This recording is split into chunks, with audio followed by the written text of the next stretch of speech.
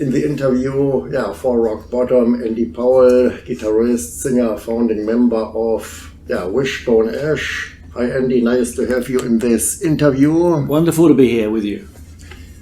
So you are on tour with Uriah Heep and Nazareth. You are opening the evening. You're the first band who is playing in this package. So how is the run of the tour so far? It's been great. We've had no hitches, fantastic audiences. Of course, we get the best of it in a way. We're first on, so we get the audience when they're fresh. We're fresh. We've nothing to complain about. I mean, sometimes when we were playing by ourselves, we play a bit longer set. But we've been meeting some of our die-hard fans and playing to a lot of people that probably are not that aware of Wishbone Ash. So it's been good promotion. Of course, at the end of February, our new album is out. We've been able to promote. We play one song, key single from that, which is just out on Spotify and other mediums. Mm-hmm. So we've been featuring that in the set. So we're really happy about it. Yes, it's a single. We start as one. We stand as one. We stand as one, of course. I heard it twice. We do start as one, but internet. We stand as one. Okay. I know. So how is the new track accepted by the audience? Well, a lot of them have never heard it, and we get this big cheer at the end of it. So I announce it's a new song, and people love it. They've been really immediately impacted. So that makes us feel really confident that we're on the right track. But I guess the old tracks from your beginnings, are they more familiar to the audience than the newer material, or how would you see it? Sure. Well, a band like us, we have a vast 50-year repertoire. So we have to feature the classic tracks, and we don't mind doing that. We realize that's our stock in trade. We're gonna hit people with, especially a more unfamiliar audience, like we have on this tour. We're gonna try and get their attention with material that they will obviously know, and then take them on a little musical journey and get them a little bit more involved in what we can do. Especially guitar-wise, that's what we're all about: twin guitars and taking people on a little bit of a melodic journey, really. Of course, and what's better for you playing as the headliner? Normally you are playing as the headliner, especially in January in Hamburg. Now you are some kind of special guest, so what is better for you? Well, first of all, we love our die-hard community that comes to the Fabric every year, and we will be back. But we just wanted to do something a little bit different this year, but we've had so many great nights in Hamburg at the Fabric. In fact, we actually recorded our 40th anniversary DVD at Fabric, so that place is really dear to our hearts. So I want to let people know that that's definitely on the agenda again. We love the Fabric. And how will the new Coat of Arms album sound? Will it more the progressive approach, or will it more have compact songs? Could you explain the musical direction of this forthcoming album? Well, what's really nice with a CD package like this is, unlike the old days where you were limited with vinyl record to 45 minutes or so, 40 minutes in some cases of music, we can make this thing last, I think it lasts about 55, 60 minutes. I'm not exactly sure, but getting on for 60 minutes. So we can go a little bit progressive on some tracks. I mean, we have a couple of tracks, one in particular I can think of, the title track. It's almost 8 minutes long. So we can go down some nice avenues musically. But we also have some hard-hitting songs like the song you mentioned, We Stand As One. That's the opening track. We get the message across in something like 4 minutes. So, making an album like this is quite rewarding artistically. We can bring in a band like Wishbone Ash has a lot of musical styles that we can delve into, and of course we have to leave room for guitar solos. Of course, people want guitar solos, and on that, with that much time, you can do it. So we have a mixture, an eclectic mix of everything. There's some good hard-hitting rockers there, obviously, to underpin the whole album. But we can go off in some more gentle areas and avenues, which is what our fans know us for. They know that we're not. There's going to be musical dynamics on the album. It's not going to be bang, bang, bang, nail you against the wall. It's going to be some more esoteric, freeform stuff. You mentioned that the guitar is very important for your music. You're inventors of the double lead guitar. It's well known.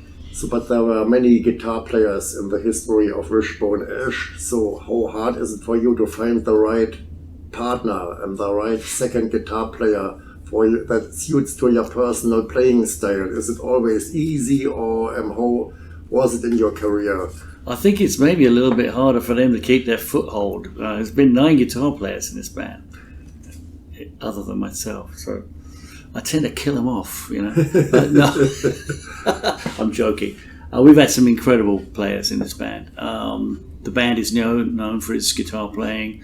And so, you know, it's always hard to bring a new person in, and you've got to be very discerning because you've got all this history and all this history of guitar partnerships that we've had. So we were very lucky again this time. I mean, so at this point of the game, guitar players tend to find me, and but in the case of Mark Abrahams, we already knew him for a long time, and but I didn't know just how good he actually was. I'd seen him play, I'd seen videos, but when we actually tried it out for real to see if it would work, it was quite a surprise. And he's a tone master. He gives incredible tone. He's got that classic tone that we love and that the band is known for, and he grew up listening to the music. So it's just the gift that keeps on giving with Mark, because I mean, he was a fan since the age of 9. Started playing our music at the age of 9, if you can imagine that. Oh yeah. So it's intrinsic in his musical approach, and that's where we're at now with some of the classic bands like Wishbone Ash. I mean, Journey, for example, they have a young Filipino singer, I think. Yes. The same thing. He does a Joe Perry thing, like, whoa, better than Joe at this stage of the game. So Mark is a little bit like that. And plus, you know, he's younger, brings a lot of youthful energy, kicks me up the backside, which I love. You know, I love the sparring partner thing, working with another guitar player, knowing when to sit back, when to lean forward as a player. And of course, you know, that's good for me because I'm doing a lot of the vocal work now, so which I didn't used to do quite so much in the old days. So it's all working really, really well.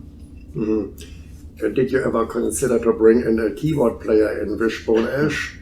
Because you never had a keyboard player, so did you ever consider using keyboards?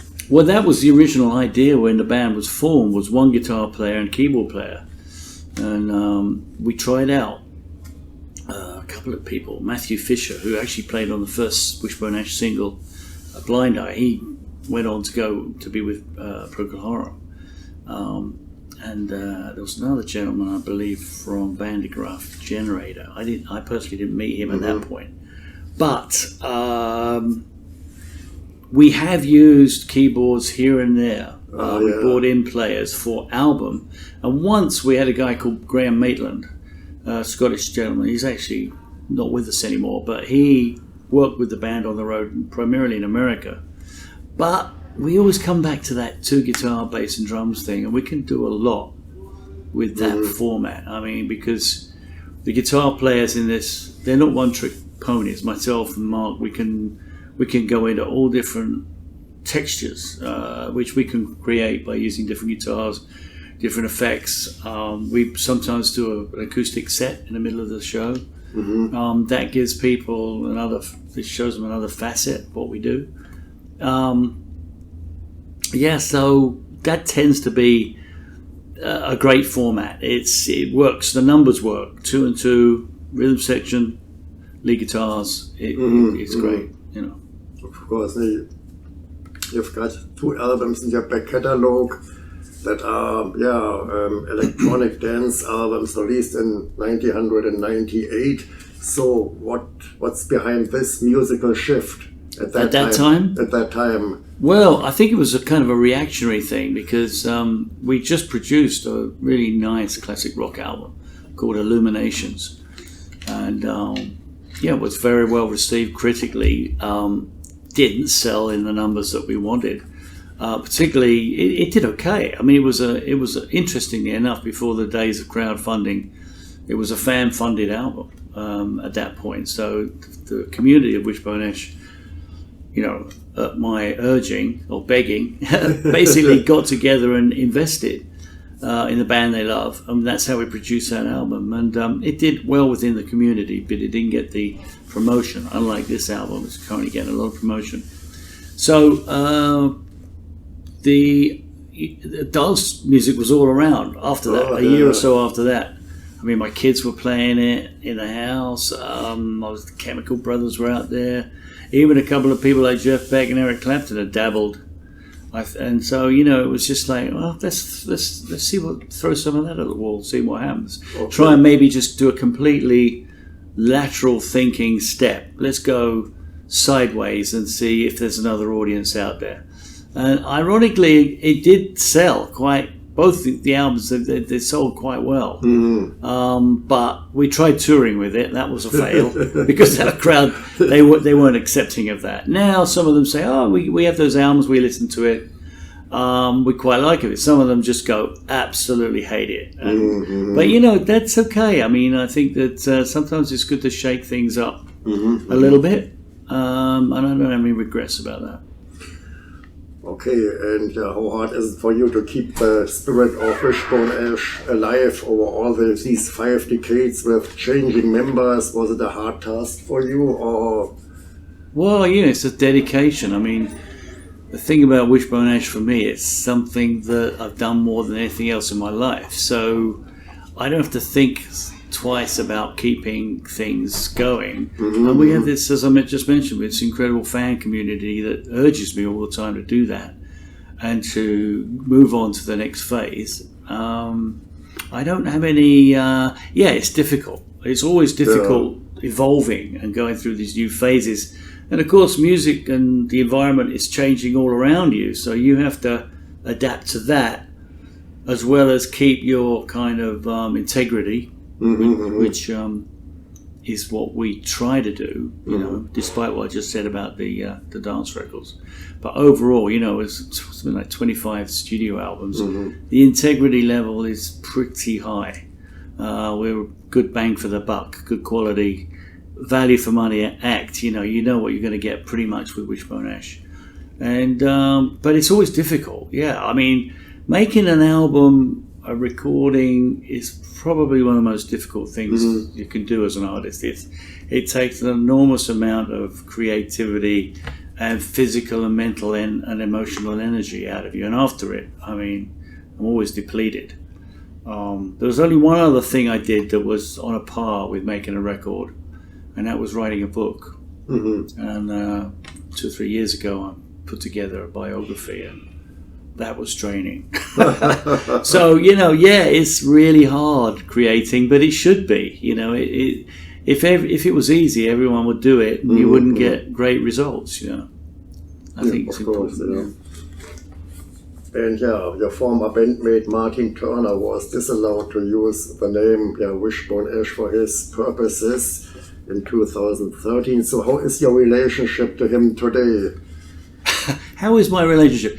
We have no relationship. I mean, it was obviously quite a shock for him that we had to settle the matter in court, and it wasn't pleasant. But my responsibilities were to the fact that we had recording agreements. We had, we have employees. We have all kinds of responsibilities and commitments and contracts, and he came out of nowhere, having not played for something like 18 years, and I thought he could just go out and call it Wishbone Ash again. Well, I'd never resigned or quit from any of the partnerships or the companies, and as I say, I had these responsibilities, and people were saying to me, it's got to be sorted out legally.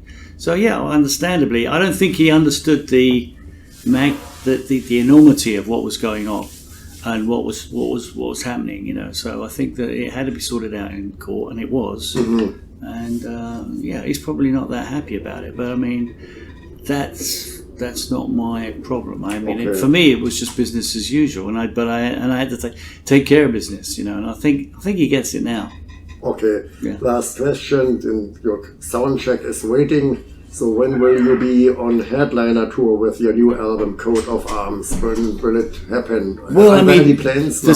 Well, no, the second half of this tour in Germany will be headlining in our own right. So we have about 10 dates by ourselves, and then of course we go directly to America. We have 2 days free, and we do a month tour of America. Oh, yeah. And then we'll be promoting this album all through the year. We'll be doing festivals through the summer, and then in the fall or the autumn, as the Brits say, we'll be